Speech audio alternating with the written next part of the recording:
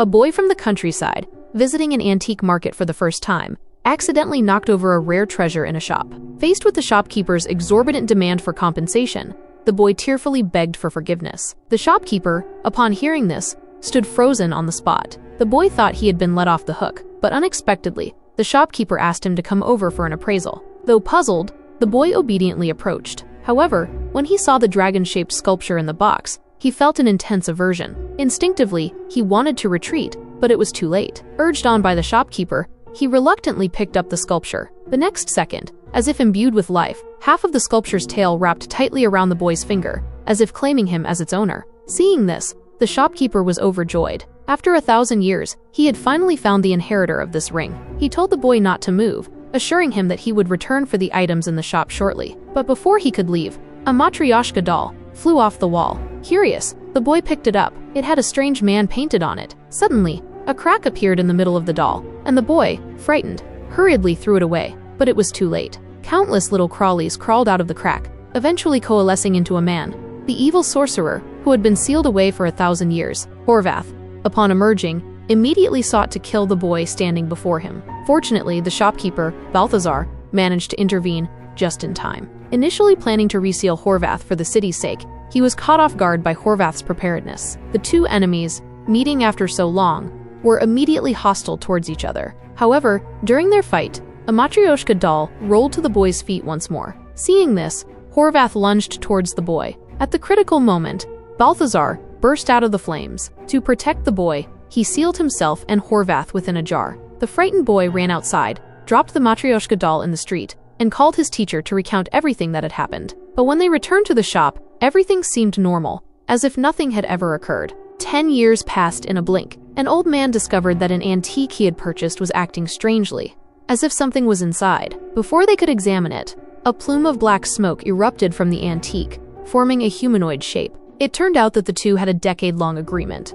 Whoever broke the seal first would decide the other's fate. Horvath nonchalantly tossed the jar out the window, but just as it was about to hit the ground, Balthazar managed to break the seal and escape. His immediate goal now was to find the boy from years ago before Horvath did. However, unbeknownst to him, Horvath had already tracked down the boy using clues from years past. The boy was terrified and fled, but could he truly escape the sorcerer's grasp? Horvath looked at a photo of a husky on the table and muttered something. The next second, several large wild wolves appeared. The boy evaded them as best he could, but was eventually caught. As the wolves closed in, he tripped and fell, expecting to meet his end. However, instead of fangs, he found himself surrounded by a litter of puppies. It turned out that Balthazar had arrived on a mechanical steed, using magic to slow down Horvath's wolves, and then whisking the boy away. After these series of events, the boy's worldview was completely shattered. He pleaded with Balthazar to let him be, saying he just wanted to live a normal life. To his surprise, Balthazar didn't refuse outright, but instead asked the boy to help him find the lost Matryoshka doll.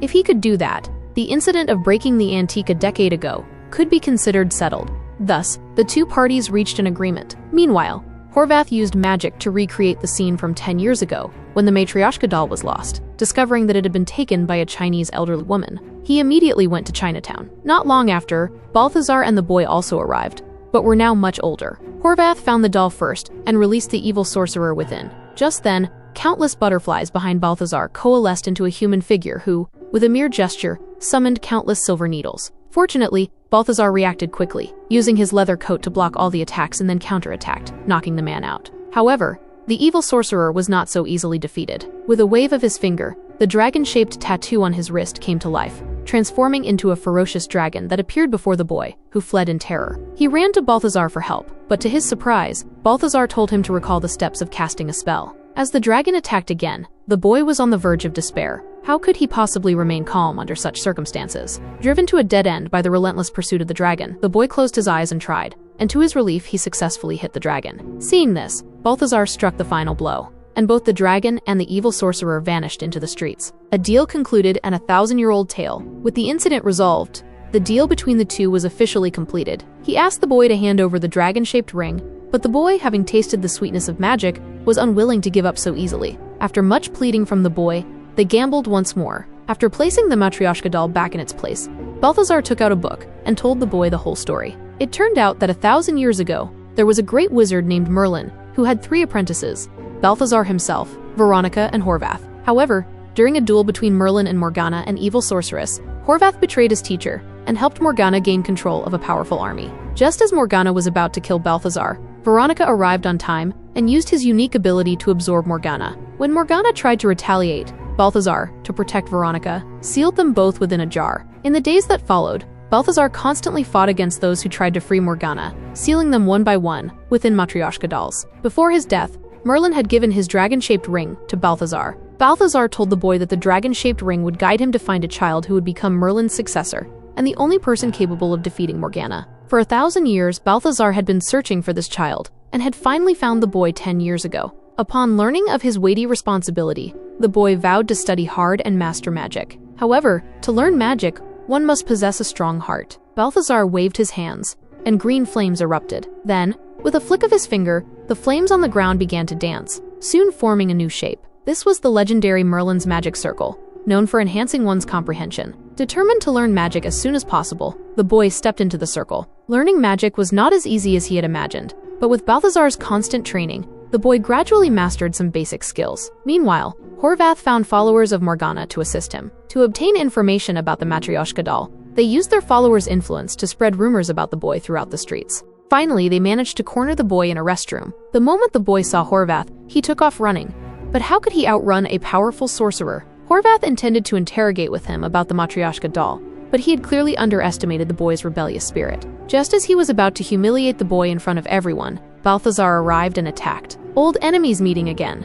They engaged in a fierce battle. Just then, the assistant tried to sneak up on Balthazar from behind, but accidentally sent Horvath into a mirror world. They thought that Horvath would be quiet for a few years after that incident, but unexpectedly, the very next day, Horvath and his assistant found Balthazar off guard. The unprepared Balthazar was no match for them. However, just as he was in grave danger, the boy came on time and saved him. Horvath said, "This is the golden finger that leads to wealth." With a touch, an ordinary taxi transformed into a Ferrari. With a stomp of the accelerator, he sped away. Balthazar was not to be outdone. His old car instantly turned into a sleek sports car. They sped through the crowded city, each trying to outpace the other. Horvath used magic to create various obstacles on the road, but Balthazar easily overcame them. Just as he was about to catch up to Horvath, the sorcerer suddenly created a mirror image of himself and crashed them both into a mirror world. To prevent Balthazar from escaping, Horvath opened all the glass windows he passed, but unexpectedly, the shards of broken glass became Balthazar's weapon.